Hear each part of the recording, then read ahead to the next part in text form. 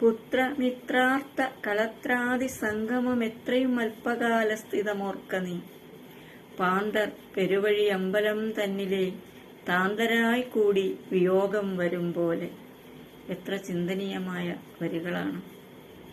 ഭാര്യ, മക്കൾ, ബന്ധുക്കൾ ഇവരൊന്നും എന്നും നമ്മോടൊപ്പം ഉണ്ടായിരിക്കില്ല എന്നും ഏത് സമയവും വേർപെട്ടു പോയേക്കാമെന്നും നമ്മൾ വെറും യാത്രക്കാർ മാത്രമാണെന്നും അതിനിടയിൽ വഴിയമ്പലങ്ങളിൽ ഒത്തുകൂടി വീണ്ടും പിരിഞ്ഞു പോകുന്നവരെ പോലെ, അല്ലെങ്കിൽ ഒരു നദിയിലൂടെ ഒഴുകി അകന്നു പോകുന്ന തടിക്കഷ്ണം പോലെ ആകസ്മികവും ചഞ്ചലവുമാണ് എന്ന തിരിച്ചറിവ് തന്നെ നമ്മുടെ പ്രിയപ്പെട്ടവരുടെ വേർപാടിനെ ഉൾക്കൊള്ളാൻ, താങ്ങാൻ നമുക്ക് ശക്തി നൽകിയേക്കാം എന്നത് വളരെ വലിയ യാഥാർത്ഥ്യമാണ്.